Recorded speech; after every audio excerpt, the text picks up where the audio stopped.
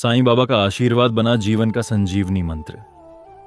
शिरडी की शांत गलियों में उस रात एक अजीब सन्नाटा पसरा था। हवा में अंधकार और आशंका की गंध थी। गांव के एक प्रतिष्ठित व्यक्ति, दीनानाथ शास्त्री, जो मंदिर के प्रधान पुजारी थे, पिछले कई दिनों से बिस्तर पर पड़े थे। डॉक्टरों ने हाथ खड़े कर दिए थे। अब ये चमत्कार ही बचा सकता है।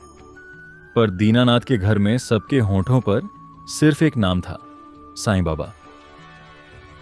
रात का रहस्य।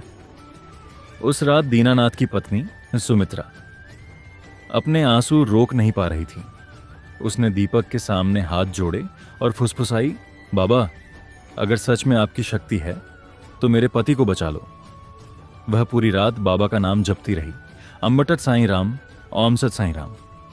थककर जब उसकी आंखें झपकी, तभी एक धीमी सी रोशनी उसके कमरे में फैली। सुमित्रा ने देखा, दरवाजा बंद था, पर कमरे के बीचों बीच साईं बाबा खड़े थे। उनके चेहरे पर वही शांत मुस्कान थी, पर आंखों में दिव्य तेज। बाबा ने धीरे से कहा, सुमित्रा, डर मत। तुम्हारा विश्वास ही तुम्हारे पति की औषधि बनेगा। सुमित्रा कांपते स्वर में बोली, बाबा, क्या वो बच जाएंगे? बाबा ने हंसते हुए कहा, जब तक साईं का नाम किसी के दिल में है, मौत भी हार जाती है। इतना कहकर बाबा धीरे धीरे धुएं की तरह गायब हो गए। सुमित्रा ने सोचा शायद यह सपना था, पर कमरे में अब भी चंदन और धूप की खुशबू फैली हुई थी। चमत्कार की सुबह सुबह सूरज की पहली किरणें कमरे में आईं। सुमित्रा ने देखा, दीनानाथ, जो कल तक सांस लेने में भी असमर्थ थे, अब सीधा बैठने की कोशिश कर रहे थे। उनकी आंखों में नई रोशनी थी। सुमित्रा, रात में बाबा आए थे क्या? सुमित्रा चौंक गई। आपको कैसे पता? दीनानाथ ने मुस्कुराकर कहा, उन्होंने मेरे सीने पर हाथ रखा और कहा, अब विश्राम करो, सब अच्छा होगा। जैसे ही उनका स्पर्श हुआ, मेरे अंदर कुछ जलने लगा। फिर अचानक हल्कापन महसूस हुआ। डॉक्टर जब दोपहर में आए तो वह हैरान रह गए। ये कैसे संभव है? इनके शरीर की सारी नब्जें फिर से सामान्य हो गई हैं। 3 दिन बाद दीनानाथ चलने फिरने लगे। उन्होंने निश्चय किया कि वो स्वयं शिरडी जाकर साईं बाबा के चरणों में धन्यवाद अर्पित करेंगे। शिरडी पहुंचे तो देखा, द्वारकामयी में भीड़ थी, पर जैसे ही वह भीतर पहुंचे, बाबा पहले से ही मुस्कुरा रहे थे, मानो उन्हें सब पता हो।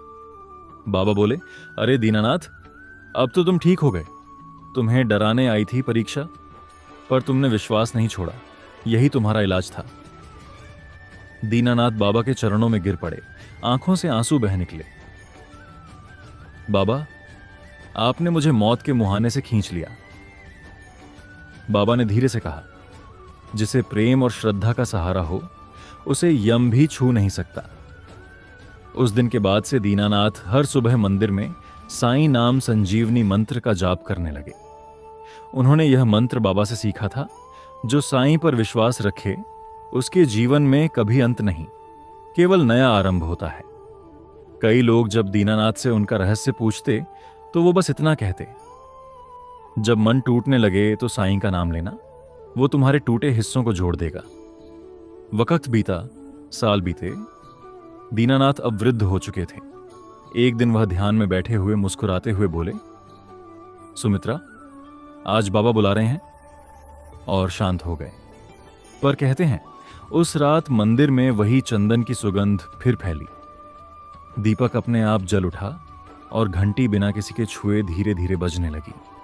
लोगों ने कहा, देखो, साईं बाबा अपने भक्त को लेने स्वयं आए हैं। इस कथा का रहस्य यही है, साईं का आशीर्वाद किसी औषधि से नहीं, बल्कि श्रद्धा से मिलता है। जब विश्वास सच्चा हो तो बाबा खुद चलकर आते हैं। दीनानाथ का शरीर तो नश्वर था, पर उनका विश्वास अमर बन गया। साईं का नाम ही जीवन का संजीवनी मंत्र है। वो सिर्फ शरीर नहीं, आत्मा को भी ठीक कर देते हैं।